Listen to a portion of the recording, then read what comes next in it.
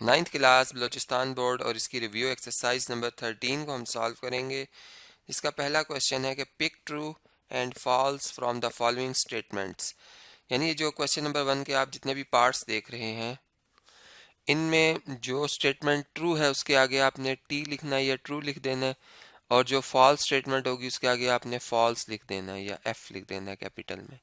जैसे पहली स्टेटमेंट है, इसमें अगर आप देखें तो लिखा हुआ है कि sum of two sides of a triangle is greater than the third side.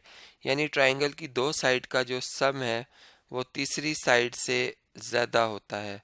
तो ये बात बिल्कुल दुरुस्त है। यानी अगर हमें थ्री साइड्स गिवन हो और हमसे पूछा जाए कि क्या ये ट्राइंगल की साइड्स हैं या नहीं है, तो उसका तरीका यही है कि हम कोई सी भी दो साइड्स को ऐड करते हैं। जैसे फॉर एग्जांपल ए 3 है, बी 4 है और सी जो है वो 6 है।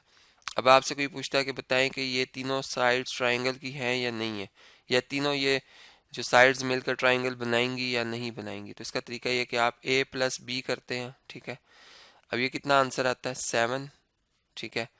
और ए प्लस बी जो है 7 है, जबकि सी जो है वो कितना है, वो 6 है। यानी ए प्लस बी जो है वो किससे ग्रेटर है, सी से। दो साइड का सम तीसरी साइड से ग्रेटर है। इसी तरह ए प्लस सी कर लें वो बी से ग्रेटर होना चाहिए, और बी प्लस सी कर लें तो वो ए से ग्रेटर होना चाहिए। तो ओवरऑल हमने देखा कि सम जो है टू साइड्स का वो अगर ग्रेटर आ रहा है थर्ड साइड से, तो हम कहेंगे कि ये yes they form a triangle, ठीक है। तो इस तरीके से ये क्वेश्चन हम अंडरस्टैंड कर सकते हैं। नेक्स्ट पार्ट है पार्ट नंबर 2। इसमें लिखा हुआ है the difference of two sides of a triangle is larger than the third side. यानी कि दो साइड का जो डिफरेंस है वो तीसरी साइड से ज़्यादा होता है। तो ये बात गलत है, फॉल्स है। अब इसकी एक्सप्लेनेशन चलें इसी ऊपर वाली एग्जांपल से ही ले लेते हैं कि अगर हमने कहा ए 3 सेंटीमीटर है, बी 4 सेंटीमीटर है और सी जो है वो साइड 6 सेंटीमीटर है, ठीक है। अब आपने जैसे देखा कि ए प्लस बी जो है वो ग्रेटर है किससे, सी से। अब अगर आप ए को उधर शिफ्ट कर लें या बी को, किसी भी ए को इधर शिफ्ट कर लें, तो क्या B is greater than C minus A आ जाएगा। मतलब ये कंडीशन आएगी, और इसको हम वेरीफाई भी कर सकते हैं। जैसे सी कितना, 6, 6 में से अगर आप 3 माइनस कर दें, 6 माइनस 3, और दूसरी तरफ बी कितना है 4, तो देखिए 4 बड़ा है और 6 माइनस 3 कितना होता है 3। तो ये बात ट्रू है। इट्स मीन के मतलब अगर ये कंडीशन होल्ड कर रही है कि सम ऑफ टू साइड्स जो है वो ग्रेटर देन थर्ड साइड, तो उस चीज़ से रिड्यूस होकर ये वाला रिजल्ट भी एग्जिस्ट करेगा कि जो डिफरेंस ऑफ टू साइड्स है वो लेस है, वो लेस है थर्ड साइड से। यानी वो ग्रेटर नहीं होता, वो क्या होता है, लेस होता है। लेकिन यहाँ पे कहा जा रहा है कि वो लार्जर है, इसलिए मैंने कहा कि ये स्टेटमेंट फॉल्स है। नेक्स्ट पार्ट को डिस्कस कर लेते हैं, पार्ट नंबर 3, जिसमें लिखा हुआ exterior point of a line is the को इंसिडेंट ऑफ दैट लाइन। यानी कि जो किसी लाइन का एक्सटीरियर पॉइंट होता है, ठीक है, वो इस लाइन का को इंसिडेंट पॉइंट होता है। तो गलत बात है। यानी ये अगर पॉइंट, यानी ये स्टेटमेंट फॉल्स। अब इस क्यों है, इसका रीज़न समझा रहा हूँ आपको कि अगर ये पॉइंट है और ये लाइन है, ठीक है, अब ये हमें नज़र आ रहा है कि ये point exterior of the line है, क्योंकि लाइन के जो पॉइंट्स हैं वो ये हैं, जो कोलिनियर पॉइंट्स जो उस लाइन के ऊपर मौजूद हैं, कोइंसिडेंट पॉइंट्स इन्हें कहेंगे हम। अब कोइंसिडेंट पॉइंट और ये पॉइंट जो कि आउटसाइड द लाइन है, ये इनमें वाज़ेह फ़र्क नज़र आ रहा है हमें, ठीक है। इनको, इस पी पॉइंट को मैं कॉन्सिडेंट पॉइंट नहीं कह सकता लाइन का, क्योंकि ये लाइन के ऊपर मौजूद नहीं है, ठीक है, यह लाइन का पॉइंट नहीं है इस वजह से। नेक्स्ट पार्ट को डिस्कस कर लेते हैं, part number 4। In a right angle triangle the larger angle is of 100 degree. तो ये फॉल्स है, क्योंकि हमें पता है कि एक राइट एंगल ट्राइंगल में एक ही एंगल आता है 90 का, और बाकी जो दो एंगल होते हैं वो 90 से कम होते हैं। यानी आप जिस तरह मर्जी की राइट एंगल ट्राइंगल बना लें, ये चीज़ हमेशा ही एग्जिस्ट करेगी कि अगर एक एंगल 90 का बन गया है, तो अब बाकी रिमेनिंग एंगल जो भी बनेंगे, यानी फॉर एग्जांपल ये अल्फ़ा और ये बीटा है, तो ये 90 से कम बनेंगे, ठीक है। 100 का नहीं बन सकता राइट एंगल ट्राइंगल में कोई एंगल। और इसका एक और रीज़न भी है कि sum of three angle of triangle is equal to 180 degree. अगर एक 100 का एक 90 का है, तो ये तो दो एंगल का सम ही 190 हो गया, तो थर्ड आएगा तो फिर तो मतलब ये पहले ही रॉन्ग हो चुकी है बात। इसे नेक्स्ट पार्ट को डिस्कस कर लेते हैं, पार्ट नंबर 5 को। पार्ट नंबर 5 जो है इसमें अगर आप देखें तो इसमें लिखा हुआ है कि perpendicular on a line always makes an angle of 90 degree, यानी कि जो परपेंडिकुलर होता है लाइन के ऊपर वो हमेशा लाइन के साथ 90 का एंगल बनाता है। तो बिल्कुल बात ट्रू है। 90 का एंगल अगर कोई लाइन दूसरी लाइन के साथ या कोई लाइन सेगमेंट दूसरी लाइन सेगमेंट के साथ बनाती है, फॉर एग्जांपल ये दो लाइंस हैं और ये इस तरीके से ड्रॉ हो गई हैं, अब ये इस पॉइंट पे ऊपर आके एक दूसरे को इंटरसेक्ट कर रही हैं और मैं कहता हूँ कि ये परपेंडिकुलर है, इट्स मीन कि ये 90 का एंगल बना रही है। यानी परपेंडिकुलर का जो सिंबल है उसमें जो हम एंगल बनाते हैं वो इस तरह का, वो हम इस तरह का बनाते हैं, ठीक है, कॉर्नर एंगल। तो ये 90 का एंगल होता है या परपेंडिकुलर के लिए ये सिंबल यूज़ किया जाता है, मतलब इस तरीके से। तो इसको हम परपेंडिकुलर कहते हैं। नेक्स्ट जो एमसीक्यू आ रहा है वो आप सॉरी नेक्स्ट जो स्टेटमेंट आ रही है वो आपसे डिस्कस करता हूँ जी। स्टेटमेंट नंबर 6 जो है इसको अगर स्टडी करें तो इसमें लिखा हुआ है distance between a line and a point on the line is zero, यानी कि अगर एक पॉइंट हो और एक लाइन हो, ठीक है, ये लाइन है फॉर एग्जांपल और जो पॉइंट है वो भी लाइन के ऊपर ही है, यहाँ पर है, यहाँ पर, यानी लाइन ही का पॉइंट है। तो distance between a line and a point on the line is zero. तो ये बात बिल्कुल दुरुस्त है, चूँकि आपने डिस्टेंस लेने के लिए दो मुख्तलिफ पॉइंट सेलेक्ट करने होते हैं जिनकी पोजीशन डिफरेंट हो। यानी अगर ये पी पॉइंट है और लाइन भी समझो लाइन के ऊपर ही है तो इसका लाइन से जो डिस्टेंस होगा, चूँकि पी पॉइंट से परपेंडिकुलर जब थ्रो किया जाएगा तो वो परपेंडिकुलर मतलब उसका फुट और उसका जो टॉप है वो दोनों एक ही पॉइंट है, तो फिर इसका मतलब डिस्टेंस कितना आएगा, ज़ीरो आएगा। तो ये जो स्टेटमेंट लिखी हुई है ये बिल्कुल दुरुस्त लिखी हुई है। इसके बाद नेक्स्ट प्रॉब्लम है प्रॉब्लम नंबर 7। अगर आप इसको रीड करें तो इसमें लिखा हुआ है कि 3 सेंटीमीटर और 4 centimetre 7 centimetre are the lengths of a triangle. क्या ये ट्राइंगल की लेंथ्स है या नहीं है? तो ये गलत है, ये ट्राइंगल की लेंथ्स नहीं है। अब हमें कैसे पता चला नहीं है?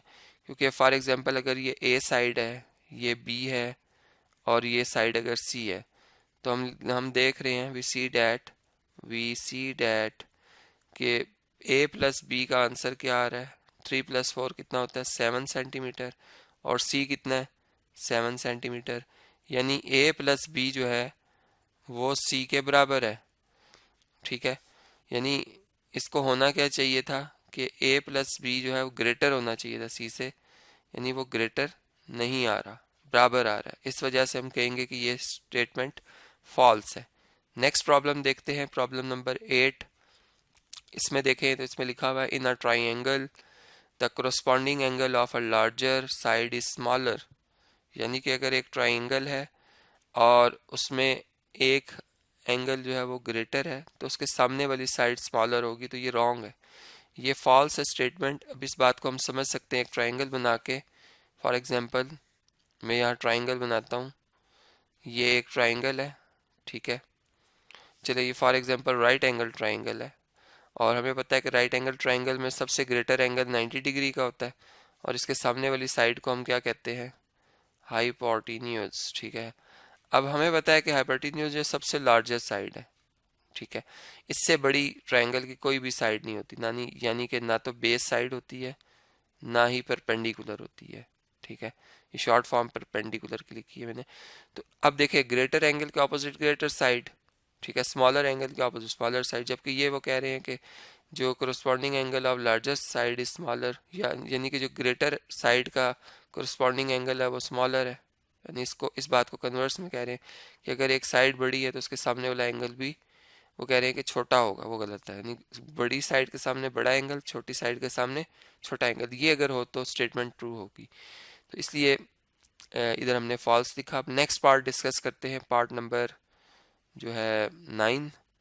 पार्ट नंबर 9 में अगर आप देखें तो इसमें क्या लिखा हुआ है कि in a triangle the corresponding angle of a smaller side is smaller. तो ये बात बिल्कुल ट्रू है, जैसे मैंने भी एक्सप्लेन की थी, बिल्कुल ये वही है कि स्मॉलर जो साइड है या स्मॉलर जो एंगल है उसके सामने वाली साइड जो है वो स्मॉलर होगी। तो ये बात बिल्कुल दुरुस्त है। इसके बाद नेक्स्ट स्टेटमेंट है उसको डिस्कस करते हैं। जी, इसमें लिखा हुआ है in an equilateral triangle every angle is of 70 degree, तो ये फॉल्स है। यानी कि इक्विलेटरल ट्राइंगल वो ट्राइंगल होती है जिसकी all three sides are equal, all three sides are equal, ठीक है। और फिर इसके all three angles also equal, इसे हम इक्वी एंगुलर ट्राइंगल भी कहते हैं। क्या कहते हैं? इक्वी एंगुलर एंगुलर ट्राइंगल, ठीक है। अब अगर मैं इसकी शेप बनाऊं तो ये कुछ इस तरह से बनेगी, इस तरह से तीनों साइड बराबर है। इसका मतलब तीनों एंगल आपस में बराबर हैं। जब तीनों एंगल बराबर है और हमें बताया कि sum of three angle of triangle is equal to 180 degree, ये भी एक्स है, भी एक्स है, भी एक्स है, तो इन तीनों का सम 3x बनेगा जो इक्वल होगा 180 के, 180 डिग्री के। तो ईच जो एंगल है वो इक्वल टू होगा 180 डिवाइडेड बाय 3, जो कितना बनता है 60 डिग्री। तो यहाँ से पता चल रहा है कि 70 नहीं होता बल्कि 60 होता है। और एक और तरीके से भी हम चेक कर सकते हैं कि ट्राइंगल के थ्री एंगल्स हैं, अगर तीनों ही 70 के होंगे तो तीनों का सम कितना बनेगा 210, जो कि रॉन्ग है, क्योंकि ट्राइंगल में तीनों एंगल का सम कितना होता है 180 डिग्री। तो मतलब हमें इस चीज़ का आइडिया होना चाहिए कि कैसे इसको हमने चेक करना है स्टेटमेंट को। जी, नेक्स्ट पार्ट है पार्ट नंबर 11। इसमें लिखा हुआ है कि in an isosceles triangle the angle of two opposite equal sides are equal, यानी कि आइसोसेलेस ट्राइंगल में जो दो इक्वल साइड्स होती हैं उनके सामने वाले एंगल भी आपस में बराबर होते हैं। तो ये बात बिल्कुल ट्रू है। अगर हम आइसोसेलेस ट्राइंगल बनाए तो इस बात को हम नोट कर सकते हैं कि इनके आमने सामने वाले एंगल जो हैं वो भी आपस में बराबर हैं। जैसे फॉर एग्जांपल यहाँ पे अगर मैं आइसोसेलेस ट्राइंगल बनाता हूँ, ये फर्ज करें कि ये दो साइड्स बराबर है, ये दो साइड्स बराबर है आइसोसेलेस ट्राइंगल में, और ये साइड इनसे डिफरेंट है, यानी इनके बराबर नहीं है। यानी फर्ज करें ये अगर 4 सेंटीमीटर है, ये भी 4 सेंटीमीटर है, तो ये 3 सेंटीमीटर है, ठीक है ना। ये इनके बराबर नहीं होती, दो साइड बराबर है। तो इसके सामने वाला एंगल और इस साइड के सामने वाला एंगल, ये दोनों एंगल आपस में मेजरमेंट में क्या होते हैं, इक्वल होते हैं। तो ये बात बिल्कुल दुरुस्त लिखी हुई है। नेक्स्ट पार्ट डिस्कस कर लेता हूँ, पार्ट नंबर 12। इसमें देखें क्या लिखा हुआ है, इन an isosceles triangle the right angle triangle sorry in an isosceles triangle of right angle triangle the angles other than right angles are of 45 degree each। तो ये बात बिल्कुल दुरुस्त लिखी हुई है कि अगर एक आइसोसेलेस ट्राइंगल भी हो और एक राइट एंगल ट्राइंगल भी हो, जैसे यहाँ मैं ड्रॉ करता हूँ कि ये फर्ज करें दोनों साइड्स बराबर हैं और ये इनका हाइपोटेन्यूज है, ठीक है। ये फर्ज करें यहाँ तक है। इतने से पार्ट को मैं रेस कर देता हूँ कि ये दो साइड्स बराबर भी हैं, यानी आइसोसेलेस हो गई, और राइट एंगल ट्राइंगल भी है क्योंकि एक एंगल 90 का भी है। तो अब देखिए इसमें ये एंगल और ये एंगल आपस में बराबर होंगे, क्योंकि जो साइड ए बी है वो साइड ए सी के बराबर है, ठीक है। तो हमें पता है कि एक जो राइट एंगल ट्राइंगल है इसमें ये दोनों एंगल कॉम्प्लीमेंट्री होते हैं, इनका सम जो होगा एक्स प्लस एक्स 2x आएगा। और कॉम्प्लीमेंट्री एंगल वो होते हैं ऐसे दो एंगल जिनका सम 90 डिग्री हो। तो यहाँ से x कितना आता है, 90 का हाफ कर लें तो ये बनता है 45 डिग्री। तो इसका मतलब ये बात जो थी, जो मैंने बताया आपको, ट्रू है कि ये एंगल भी आपका 45 डिग्री का होगा और ये एंगल भी आपका 45 डिग्री का होगा। तो इस तरीके से ये प्रॉब्लम भी और ये एक्सरसाइज भी यहाँ पर कंप्लीट हो जाती हैं।